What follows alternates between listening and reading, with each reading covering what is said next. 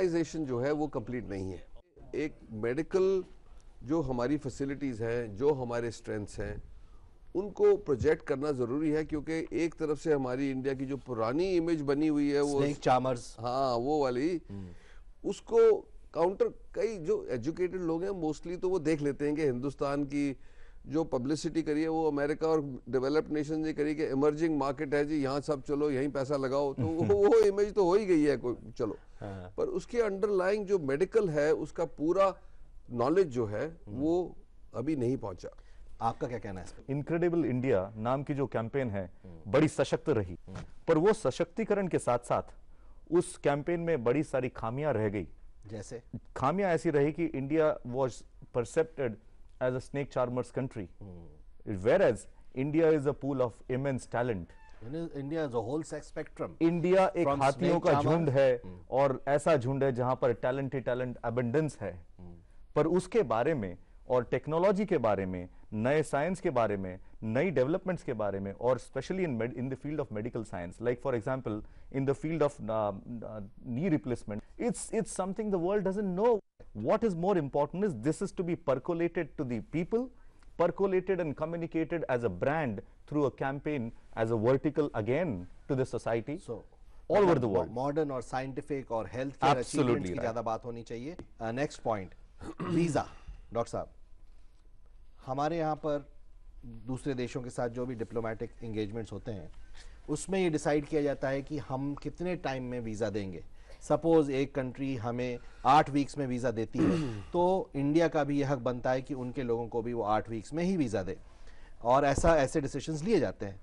लेकिन medical tourist के लिए हमने एक स्पेशल कंसेशन दिया कि जो भी मेडिकल टूरिस्ट होगा उसका वीज़ा हम फास्ट ट्रैक कर देंगे जब उसको इंडिया आना होगा। तो उससे कुछ फ़ायदा हुआ कि वो, या कैसे इम्प्लीमेंट हुई वो स्कीम? एक तो हमारी सिक्योरिटी कंसर्न है, उसके लिए 6 महीने भी लगे तो 6 महीने कम है। पर ये कहना कि उन्होंने 4 लगाए इसलिए मैं भी 4 लगाऊंगा, या ये करेंगे तो मैं भी करूंगा, ये तो क्वेश्चनेबल बात है कि हमें जिस चीज की जरूरत है, आप जानते हैं कि आज के दिन में 75 मिलियन टूरिस्ट जाता है फ्रांस, उसकी अपनी पॉपुलेशन नहीं है 75 मिलियन की, 60 मिलियन। हमारा जो है 1000 मिलियन है और 4 मिलियन 5 मिलियन लोग आता है, वो भी आधे हिंदुस्तानी जो बाहर ठहरे हुए हैं। तो इसलिए हमें जरूरत है कि हमें उनको तकलीफ देनी है। सिक्योरिटी कंसर्न्स की वजह से जो सही है वो लेजिटिमेट है। मेडिकल ट्रैवल के लिए जो वीज़ा दे रहे हैं ये अच्छी बात है। ये हम टूरिज्म मिनिस्ट्री ने भी इस पे वो करी थी, चर्चा करी और रिकमेंडेशन दी, और MEA ने माना ये बात कि हाँ अगर जो लोग आ रहे हैं तकलीफ में हैं तो वो वेट नहीं कर सकते। तो मैं ये कह रहा हूँ कि जैसे हमारे यहाँ कितने सारे मतलब at any given time 100-150 patient होते हैं बाहर से, तो उनको किसी को इमरजेंसी होती है तो हम चिट्ठी लिखते हैं कि भाई ये लेजिटिमेट हमें पता लगा है, और उसको ड्यू प्रोसेस के बाद वीज़ा दिया जाए जल्दी, क्योंकि ये ना हो कि सिक्योरिटी इसका कोई बुरा उपयोग कर ले, क्योंकि हमें भी ये कंसर्न है कि हमारे नाम से कोई उल्टी सीधी बात ना हो, तो वो तो लेजिटिमेट है, बट उसके बाद डिले करना बिल्कुल ठीक बात नहीं। लेकिन उन्होंने तो फास्ट ट्रैक कर दिया, लेकिन फास्ट ट्रैक करने के बाद उन्होंने अपनी पॉलिसी में एक राइडर लगाया कि जो भी पेशेंट आएगा उसको 14 दिन से पहले FRRO में जाके बताना पड़ेगा कि मैं इंडिया आ चुका हूं।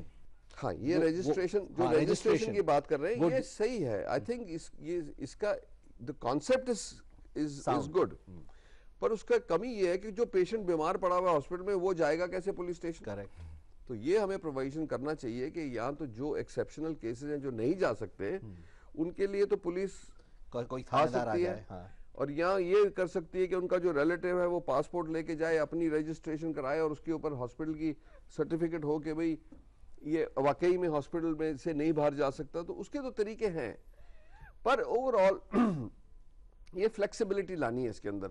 मैं इस बात से अगेंस्ट नहीं हूँ कि खुली छुट्टी दे दी जाए मेडिकल के नाम के, जो मर्जी आए और जो मर्जी हिंदुस्तान में गड़बड़ करे, ये भी नहीं होना चाहिए। हमें इसका केयरफुल रहना है। करेक्ट। आज की डेट में हमारे कौन से मेजर मार्केट्स हैं? अगर देखा जाए तो हम इसे 2 विभागों में बांटें।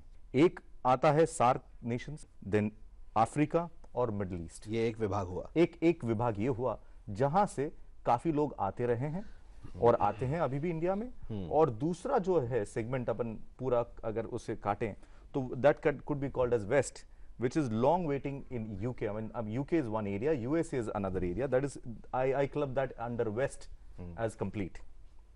तो इनमें कुछ issues हैं. For example, जैसे मैं ओमान का विषय लूँ. Oman is a country which is really having a good tie-up with India, and it's a long, established relationship. What is more important from there is, for example, their hospitals have lot of long waiting queue as far as patients are concern. Waiting ज्यादा है वहां, waiting बहुत ज्यादा है, या advance facilities नहीं है. ये अफ्रीका, मिडिल ईस्ट और सार्क में अगर नहीं है तो क्या गवर्नमेंट ऑफ इंडिया और हमारी टीम जो मेडिकल टूरिज्म में काम करती है, क्या वो गवर्नमेंट के साथ लाइजनिंग करके ऐसे पेशेंट्स यहां पर ला सकती है जो कि सस्ते दरों में, अच्छे दरों में और अच्छा काम करके दे सकती है, जिससे इन पेशेंट्स का निदान होगा. यूके और यूएसए वगैरह, करेक्ट, वहां पर लॉन्ग वेटिंग लाइंस हैं यूके में. यूएसए में बहुत इंश्योरेंस अनअफोर्डेबल हो गया है. इंश्योरेंस अनअफोर्डेबल हो चुका है यूएस में, और इसलिए वहां पर काफी लोग ऐसे हैं जो कि इंश्योरेंस लेते नहीं हैं. तो ऐसे लोगों के लिए इंडिया एक बहुत बड़ा अच्छा पर्याय है. तो बहुत अच्छा मतलब स्कोप है हमारे पास. yes. और ये दो बेसिक मार्केट्स हैं. चर्चा इस पे अपन जारी रखेंगे, लेकिन उससे पहले कुछ प्रश्न ले लें. Is there any cost difference in this medical tourism in abroad and India? Does it cost more in the abroad as compared to in India? Yeah. Yes, you're absolutely right. For example, I would just rate a hip replacement or a knee replacement would cost say about $30,000 in USA, or maybe say about 20-25,000 US dollar in UK, whereas in India it is going to cost you around about $6,000. So this is what is the kind of difference which exists, and the existence of this particular price difference varies from 200% to 1000%. सिर्फ यही कारण नहीं है जिसके कारण medical travel होता है, और भी कारण है. जैसे वहाँ पर लॉन्ग क्यूज हैं. यूके में NHS करके ऑर्गेनाइजेशन है जो हेल्थ केयर प्रोवाइड करती है. बड़े लंबे क्यूज हैं अगर आपको सर्जरी वगैरह करवानी है. यहाँ पर ऐसा नहीं, आप इमीडिएटली आके करवाइए. तीसरा, अमेरिका में जैसा कि आपने कहा कि इंश्योरेंस की कॉस्ट इतनी हो गई है कि बहुत सारी डिजीजेज या बहुत सारी इंडिकेशंस इंश्योर्ड ही नहीं है. सो ये सारे कारण हैं जिसके कारण आज इंडिया एक इंपॉर्टेंट डेस्टिनेशन बन रहा है मेडिकल टूरिज्म. देखो, 3 कारण होते हैं कि क्यों लोग एक कंट्री से दूसरी कंट्री जाएंगे अपना इलाज कराने. तो जैसे आपने बोला कि सार्क कंट्रीज हैं या अफ्रीकन कंट्रीज हैं या मिडिल ईस्ट में, कि जो सुविधाएं उनकी अपनी कंट्री में अवेलेबल नहीं है, जिसका ऑपरेशन ठीक नहीं हो सकता, तो वो हिंदुस्तान में काफ़ी सालों से आते रहे. फिर ये है कि यूरोप में और यूके में, जैसे आपने बोला कि वहाँ नेशनल हेल्थ सिस्टम है, अगर जो जहाँ पे लाइन बहुत लंबी है और अर्जेंट ट्रीटमेंट है तो वो कहीं जाना चाहेंगे अपनी ट्रीटमेंट कराने. आप देखेंगे कि कई ये हमारी जो कैलकुलेशंस रही है कि जी इंग्लैंड से बहुत सारे लोग आएंगे क्योंकि लाइनें बड़ी लंबी हैं, वो ऐसा नहीं होने वाला, क्योंकि वो हर एक कंट्री अपने आप को संभालने की कोशिश करेगी. सो वो लोग आते हैं यूके से या यूरोप से अभी भी, जो स्पेशलाइज्ड प्रोसीजर्स हैं जो उनकी कंट्री में नहीं हो रहे. हमारे हिंदुस्तान में प्रोसीजर्स हैं जो उनकी कंट्री में नहीं हो रहे अभी. जैसे रोबोटिक्स. अब जैसे हम रोबोटिक बाईपास करते हैं, रोबोटिक प्रोस्टेट सर्जरी करते हैं, रोबोटिक गैस्ट्रिक सर्जरी करते हैं, जिसमें ये 5 मिलीमीटर के होल्स इंसिजन किए बगैर सारा ऑपरेशन कर देते हैं. ये अभी यूके और यूरोप में इतना, जर्मनी में तो फिर भी है, कुछ अदर यूरोपियन कंट्रीज में है, बट मोस्ट यूरोपियन कंट्रीज में नहीं है. दूसरा है कि आपकी कंट्री में अवेलेबल है बट कोई स्पेशलाइज्ड प्रोसीजर्स है जो नहीं. जैसे हम स्टेम सेल का काम करते हैं, कुछ कंट्रीज में इतना स्टेम सेल के ऊपर हमने बहुत सक्सेस दिखाई है हार्ट प्रोसीजर्स में.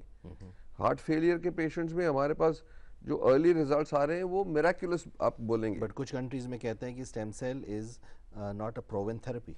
इसलिए जो 1 साल के रिजल्ट्स आए हैं वो काफी अच्छे आए हैं. ओके, प्रूवन अभी नहीं है, बट उसके जब रिजल्ट्स जो दिख रहे हैं वो तो जो एम्पिरिकल एविडेंस है फेवर. ये तो एक्सेप्टेबल दुनिया में हो रहा है आज के दिन में कि ऑटोलॉगस जो अपनी बॉडी के स्टेम सेल्स निकाल के उनको प्रोसेस करके अगर जो हमने हार्ट में नई टेक्निक से डाला है तो उसके जो रीग्रोथ है और या रीवैस्कुलराइजेशन है वो उसके प्रूफ तो सामने आ रहे हैं. Very good. शक ये रह गया कि ये तो नहीं बात है कि साल 2 साल में उसका इफेक्ट खत्म हो जाएगा, पर इतनी देर में ये है कि और नई टेक्निक्स स्टेम सेल्स की आ रही हैं जिससे काफी फायदा हो सकता है.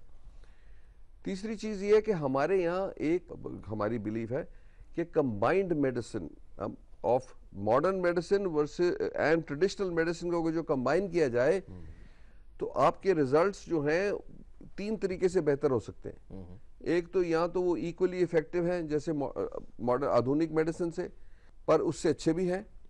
दूसरा, उनकी जो बॉडी के ऊपर ट्रॉमा है वो आधा हो जाता है, क्योंकि जैसे कैंसर की ट्रीटमेंट है, जैसे हम कर रहे हैं, हम आयुर्वेदा को हमने कैंसर की ट्रीटमेंट से मिलाया है, तो जिन लोगों को बहुत नौजिया होता था, बाल झड़ने शुरू हो जाते थे, वो कम हो गया उससे। ग्रेट। और तीसरा ये है कि उसकी कॉस्ट जो है आधी होगी। सो हिंदुस्तान के लिए बहुत यूनिक चीजें हैं हमारे हाथों में। अब इसको अच्छी तरह से आगे चला के साइंटिफिकली प्रूव करके फिर इसका प्रचार करना है हमें ज्यादा। तो इसलिए हिंदुस्तान में हमें, मेरा ये बिलीफ है कि आज के दिन में अगर जो अमेरिका 2.2 ट्रिलियन डॉलर्स जो इंडिया के बजट, नेशनल बजट से डबल है, वो खर्चते हैं 350 मिलियन लोगों का इलाज करने के लिए, फिर भी आपने देखा 50 मिलियन लोगों का इलाज नहीं हो सकता क्योंकि उनके पास इंश्योरेंस नहीं है। हमारा जो खर्चा है वो उससे 1/50 है और हमारी पॉपुलेशन 4 गुना ज्यादा है। करेक्ट। तो अगर जो हिंदुस्तान में हम अफोर्ड नहीं कर सकते मॉडर्न मेडिसिन, तो आप देशों को देखो, जैसे साउथ एशिया के देश हैं, अफ्रीका के देश हैं, मिडिल ईस्ट के देश हैं, साउथ ईस्ट एशिया के देश हैं, ये कभी मेडिसिन जिस तरीके से आज प्रैक्टिस करी जा रही है उनको कभी उपलब्ध नहीं होगी। करेक्ट। तो ये हमारा अपॉर्चुनिटी है हिंदुस्तान की कि हम अगर जो मॉडर्न मेडिसिन और ट्रेडिशनल मेडिसिन जैसे आयुर्वेदा है, इसको मिला के हम नई मेडिसिन बनाएंगे तो ये मेडिसिन राज करेगी दुनिया में आने वाले 10-15 साल में। ये अपॉर्चुनिटी है हमारे पास। साइकिल कंप्लीट हुई है। हिंदुस्तान और चाइना जो लीडिंग सिविलाइजेशंस थी उनमें डिक्लाइन आया, वेस्टर्न सिविलाइजेशंस ऊपर चढ़ी, आज उनकी वो तकलीफ में आ गई हैं और ये एरिया फिर से जाग गया है। करेक्ट। तो ये मेरा तो ये विश्वास है कि ये साइकिल कंप्लीट होगी। जब कोई वेस्ट से आता है हमारा पेशेंट, तो वो देखेगा हाइजीन, पॉल्यूशन, वो थोड़ा सा शायद घबरा जाए कि यहाँ पर मैं कैसे ठीक होऊंगा। एक पेशेंट यूके से आ रहा था मेरे पास, टेलीफोन पे 2-3 बार बात हुई और फिर वो आया और वहां से वो हॉस्पिटल जब आया तो मेरे दफ्तर में आया तो कहने लगा कि जब मैं आपसे बात कर रहा था तो मैंने को इतना विश्वास था कि मैं बिल्कुल सही जगह जा रहा हूँ, जब मैं एयरपोर्ट से और यहाँ तक आया हूँ रास्ते में मैंने सोचा गलती कर दी। I will give you one example over here. We are into emergency medical care for last 35-40 years. जब एक्सीडेंट होता है तो ना तो कास्ट देखी जाती है, ना तो क्रीड देखी जाती है, ना तो कलर देखा जाता है, ना तो कोई किस कंट्री का है। तो हम लोगों ने ट्रीटमेंट किए हैं from all over the world. जितने भी पेशेंट उस रोड पे ट्रैवल करते हैं तो इसका मतलब यह है कि कैपेबिलिटीज तो अनन्य है, बस इस चीज का कम्युनिकेशन उन तक होना ये बहुत बड़ी और कहीं पर ये सोशल इंफ्रास्ट्रक्चर होना चाहिए। ये आपने बात सही की है कि बहुत खामियां हैं हमारे में, तो इसको सीमलेस एक्सपीरियंस जो है सिक्योरिटी का, करेक्ट, और कंफर्ट का, वो तो इम्पोर्टेंट है। बट मोस्ट इम्पॉर्टेंट चीज जैसे आपने बोली कि पेशेंट तो देवता है, बट मैं नहीं मानता कि डॉक्टर देवता है। ओके। जो जिस दिन आप अपने आप को उस इम्पोर्टेंस पे चलाने लगोगे, क्योंकि जिस सर्विस इंडस्ट्री में आप हो, ये भी सर्विस है कि जो आपको जिसकी सर्विस करोगे, और हमारे क्षेत्र में तो पेशेंट है, वो जरूर देवता की तरह ट्रीट करो, पर अगर जो हम उसी लेवल पे अपनी दिमाग से चलने लगे तो फिर वो पूरी सर्विस नहीं होगी। करेक्ट। इसीलिए जब आर्किटेक्ट्स ने मुझे पूछा कि जी आप ये जो बनाना चाहते हो हॉस्पिटल नया, इसमें क्या हायरार्की क्या होनी चाहिए, तो मैंने ये बोला, मैं कि सबसे पहले तो पेशेंट की सेफ्टी, दूसरा हमें डॉक्टर की ऐसी सर्विसेज हो कि डॉक्टर अपना काम पूरी हिम्मत से और जल्द से कर सके। हमने आउट पेशेंट की बिल्डिंग बीच में लगा दी, वार्ड के बीच में, कि कोई डॉक्टर अपने पेशेंट से 1 मिनट से ज्यादा दूर नहीं होगा कभी। तीसरी चीज ये मैंने बोला कि पेशेंट्स की फैमिलीज जो आती हैं साथ में, क्योंकि वो एंग्जाइटी में होती हैं, परेशानी में होती हैं, तो उनके लिए कोई ऐसी जगह हो जो उनको सुकून मिले। तो हमने एक स्पेशल लाउंजेस बनाई पेशेंट्स की कंफर्ट के लिए कि वहाँ को उनको बिस्तरा मिले, तकिया मिले, पूरी लाउंज है, नाइट लाउंज कहते हैं उसको। ऐसी डेवलपमेंट्स हम करेंगे तो लोगों को मतलब कंफर्ट होगी कि हिंदुस्तान में भी ये इंफ्रास्ट्रक्चर के जरिए हमारा भी ख्याल रखा जा रहा है, और ये हम कर सकते हैं। इसी चर्चा को जारी रखेंगे हम अगले हफ्ते और इन्हीं 2 मेहमानों के साथ। तब तक के लिए जय हिंद।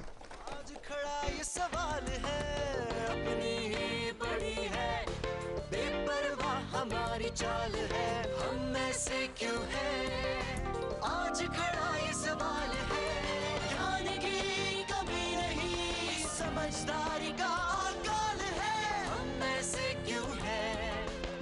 आज खड़ा ये